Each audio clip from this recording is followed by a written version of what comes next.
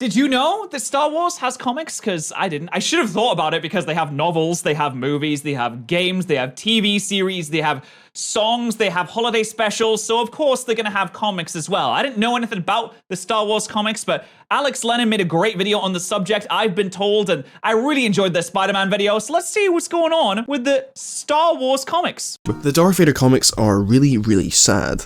Behind all the action and the iconic one-liners, we get a painfully beautiful look at a man who's lost everything. These comics are rich with these genuinely devastating moments of suffering, contrasted by the awe-inspiring sci-fi world which surrounds them. And underneath all of that death and destruction, there's always a glimmer of hope.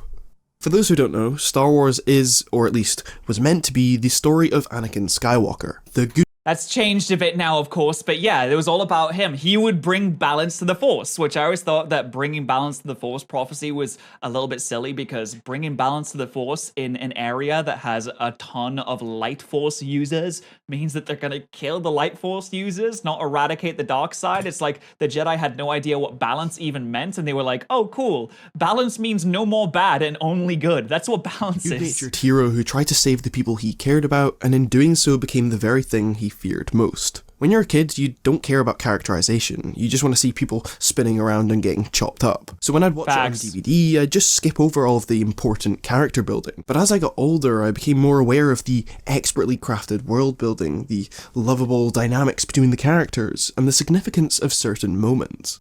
I'm a Sith. That's right, Quick GG, I am a Sith. I will say, Star Wars has some of the most beautiful landscapes and CGI I've ever seen in any series, even especially the newer ones. You can say what you want about the newer movies. I like to believe that the last two don't exist, but when I went to see them, the one thing that I could say is that, wow, it looks and sounds great. Not that that really applies to the comics though, because it's comics. Anakin's redemption at the end isn't special because, oh, he turned good, he learned the power of family like I thought when I was younger. It's actually way more depressing than that.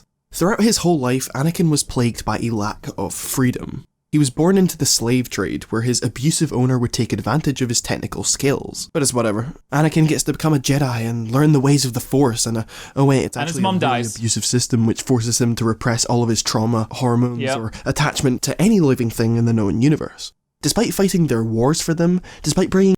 You'd think that after thousands and thousands of years of being around, the Jedi would discover that, oh wait, forcing people to suppress their emotions actually can have bad outcomes sometimes. Whoa, that's crazy.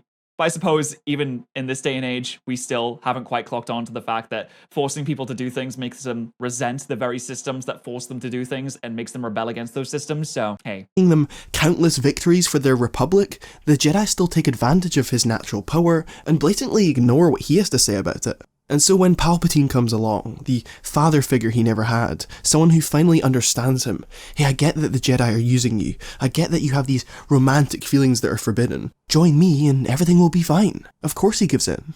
But again, Palpatine is just using him for personal gain, and Anakin ends up paying for it. He sacrifices his moral code, his... Yeah, I don't think there's any realm of reality where you can justify the killing of the younglings, though. I mean, come on! The women, the children, the younglings? Come on, Anakin. This Palpatine fella comes along and says, I'll let you hang out with that girl that's really hot and that you like. I'll let you do that all you want. The Jedi won't let you do it, but I'll let you hang out with the hot girl. And he's like, yes, I should kill the kids. I should do that. And the love of his life. And after losing everything, after being left so hideously scarred and deformed, he has nothing left but his loyalty to Palpatine. Just a little bit on that dying in a fire thing. That was insane. I can't understand why Obi-Wan thought it was a good idea to slice off his legs and then shove him into a fire. If he truly did love Anakin, like he says he does, he would have double tapped. He would have put him out of his misery instead of leaving him to fester in lava and burn. Is that truly the Jedi way? Remember, if you fight against someone, make sure that they suffer until the bitter end. Don't put them out of their misery. Make sure that they sit and burn in lava, because that is the Jedi way. Come on, Obi-Wan. You could have saved us all a little bit of problems if you just double tapped. He's gone too far to turn back, and so he has no choice but to spend the next 20 years as an emotionally tortured puppet.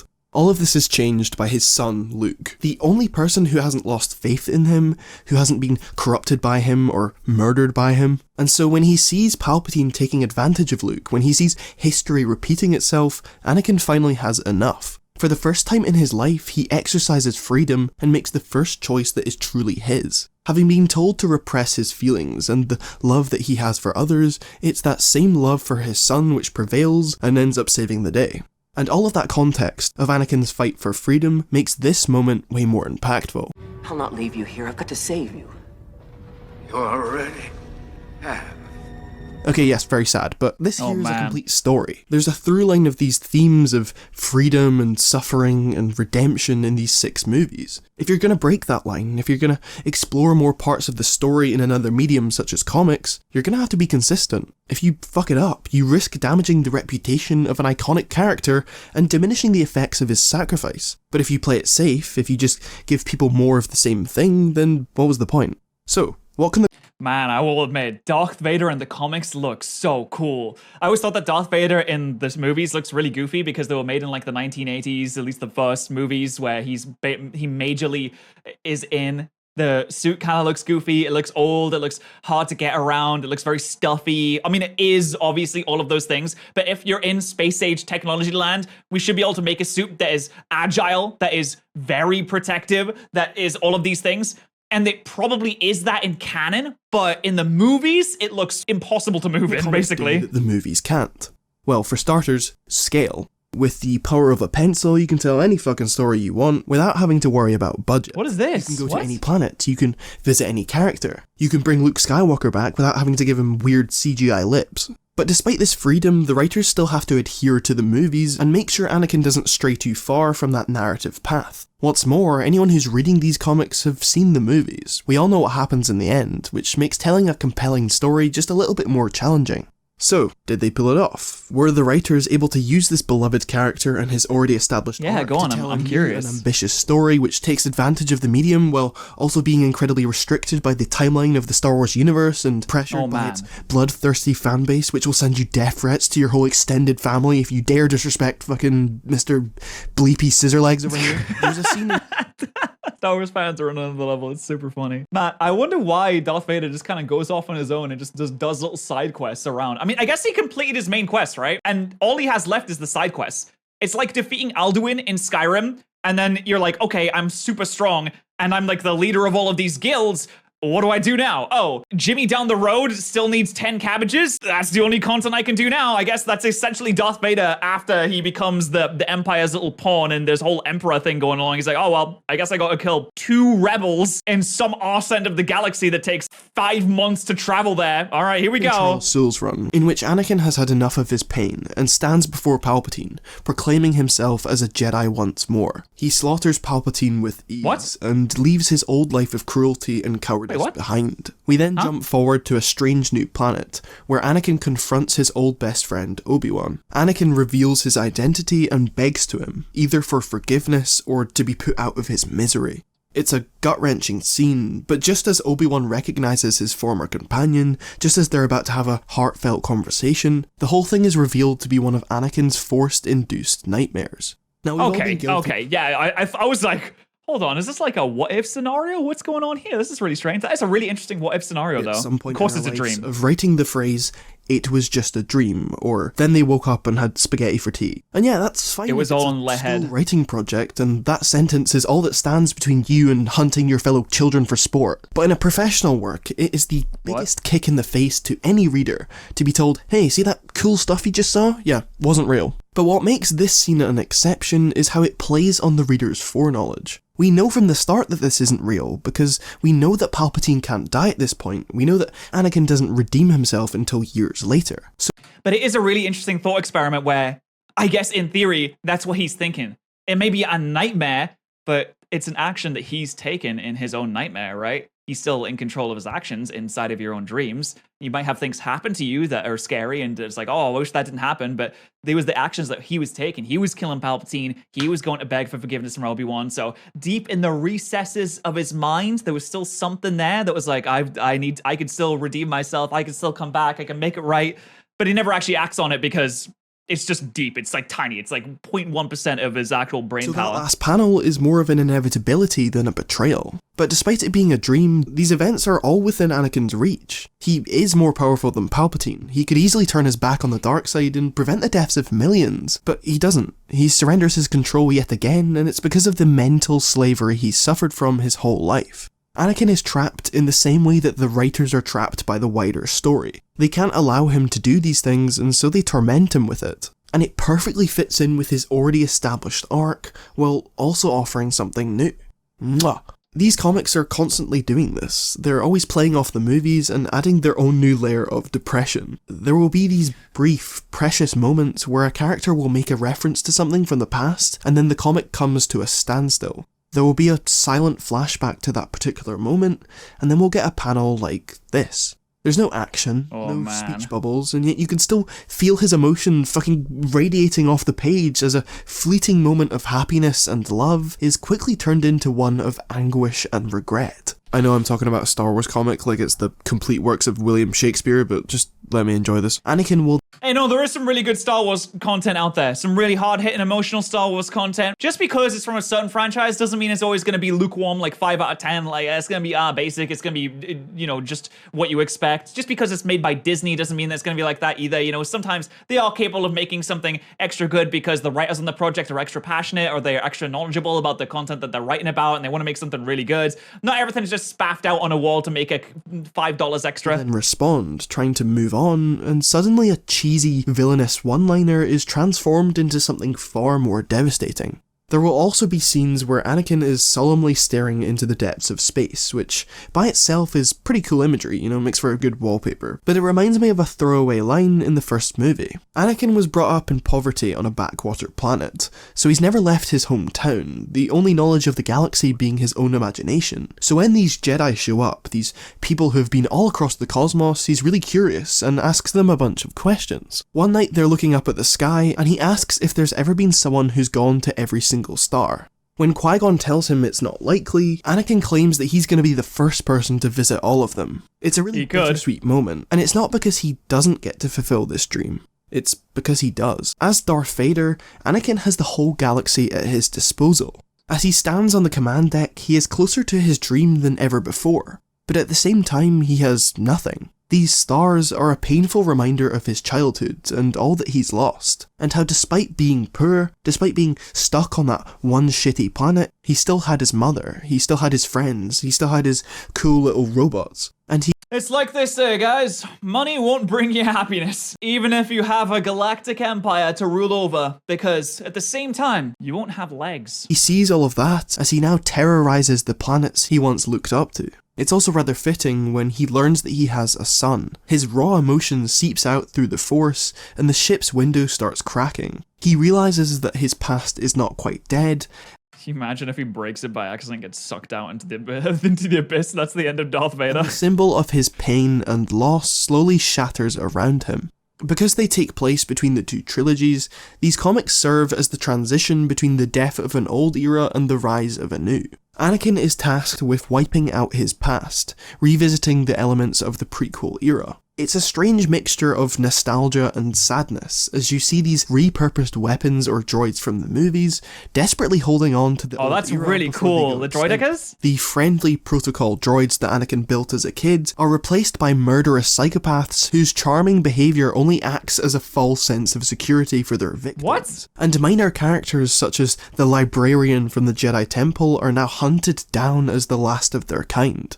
This cleansing of the old to make room for the new... It is really funny how many Last Jedis there end up being. I mean, obviously wiping out an entire order of people, some are going to slip away, but there's a lot of Last Jedis out there. There's a ton of them. In the devastating final issue of Soul's Run, which is not only my favourite Star Wars issue, but the issue that perfectly represents Anakin's journey. Anakin has opened a mysterious gateway using the Force to what he believes is the key to resurrecting his dead wife. As he passes through this gateway, Bro, your dead wife is skeleton by now. You can't resurrect. Her body is nothing. The soul has left. The consciousness is gone. You could maybe make a clone of your dead wife. Do you want a clone of you could do that. Do you want a clone of your dead wife? But the original one, she's gone. It's GG's. It's over. he is removed from his physical body and forced to experience a number of visions. He sees Oh man, you see how the body is chopped up like that? Where his limbs have been replaced with just nothing? It is interesting that on his right arm, he doesn't have a hand. Because it was chopped off earlier, obviously, by, I can't remember exactly what happened, but he had like a mechanical hand, right? Or is that Luke? I think they both did, right? But the ones that were chopped off by Obi-Wan is represented in white, whereas the thing that happened earlier is just gone for good. Yeah, Dooku cut it off in the second episode, but everything that was chopped off by Obi-Wan that represents the light side of the Force is in white because that was cut off before he fully succumbed. I guess he fully succumbed to the dark side at that point, but it was before he was like interred in the Darth Vaderiness and he was completely in it. That's represented in white. And then the rest of his body, which he still has remaining that was burned, is red and black because obviously dark side bad, very goofy, gooey nonsense. It's a number of visions. He sees his child self learning of what he'll become and being completely traumatized by it. All of the cheesy, borderline cringeworthy lines from the movies are now repackaged as these dark, haunting words scattered around the page. Anakin is forced to fight and brutally kill all of his former masters at the Jedi Temple, even impaling Yoda through the fucking chest. He is then forced to watch Obi-Wan and Palpatine fight to the death, which Palpatine wins by turning Obi-Wan into a skeleton. I don't know if he's going in for a high five here, or... Having killed Palpatine, Anakin is finally met with the soul of his long-lost wife. As soon as he sees her, he reverts back to his old self, and begs her to come back with him to the land of the living, to which she responds by saying her husband is dead, and throws herself to her death. Just as Anakin is about to lose her for the It's a crazy way to get a divorce. second time, he has enough, and so he tries to pull her up using the Force, only for a giant bolt of lightning to disintegrate her before his eyes. Oh my Anakin god! cries out and falls to his knees in what is the culmination of all of his suffering and all that he has lost. All he's a little left bit of with trauma. are the sins he committed in his wife's name, which are now worth nothing. Just then, a giant bolt of blue light erupts from the darkness, and a figure resembling his Luke, is that son you? emerges. At this sight, Vader is expelled from the vision and wakes up in his own body. This issue is not only a beautiful work of art, but it perfectly captures the three elements that make up Anakin's wider story. The first is a lack of control. Much like his whole life, Anakin is forced into each event and met by the people who made him surrender control. The second is suffering. Anakin is reminded of the loved ones he's lost and watches them die again, cementing the fact that Anakin's suffering is inevitable and seemingly never ending. And the third is hope. That glimmer of hope towards the end that all is not lost and one day someone will bring him back into the light. It is a little ironic that the light absolutely battered him in that vision. It like destroyed him. But in a way, Luke kind of does in a roundabout way where Luke is the reason that Vader dies, yes, but it's because Luke brings him back to the light, forcing him to kill Palpatine, which then results in his own death as well. His entire arc perfectly condensed into 20 pages and in a form that couldn't realistically be done in live action. When you think Star Wars, the last thing that comes to mind is subtle, because on the surface, it's far from it. There's no subtlety at all. The opening crawl of the last movie, somehow Palpatine returned!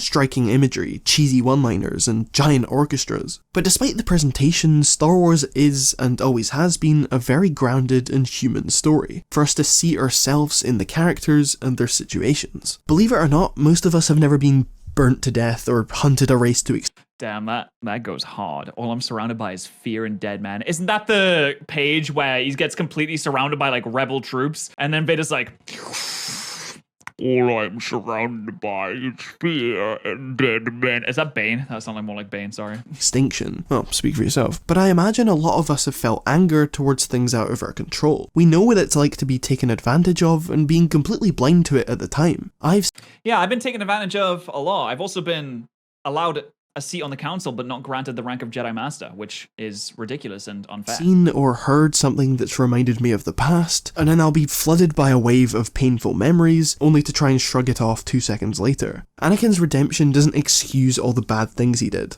The psychological Definitely doesn't. Let's remember. Whole room full of kids just zing, zing, zing, zing. I don't know if you can redeem that with anything, really. torture is understandable, but this fucker stood by as billions of people were turned to ash, okay? You gotta... Also the eradication of entire planet of people. That's arguably worse. That's much worse than the youngling slaughter because there's probably a lot of kids on that planet that just go on now. Line of forgiveness somewhere. But he serves as a lesson, a martyr if you will, that despite how far gone you think things are, despite what you've done in the past, you can always still take control and make things right. It's a rather... Make it right is, I don't know, it's like if you have 1 billion dark points, like killing Palpatine is like 500 light points, you still have 1 billion dark points. There's a lot of genocide, guys. Simple message, but sometimes when life is so chaotic, you just need a bit of simplicity. Also, he's back on Disney+. Can't wait for all the Star Wars fans to come together and celebrate this fresh new take on... oh, fuck. Let's go! Woo! Yeah, racist fan attacks. Oh, that's not good. Well, that was a fantastic video by Alex. Once again, very cool. If you want me to react to something, just let me know my Discord server. I take suggestions in there. It's free to join.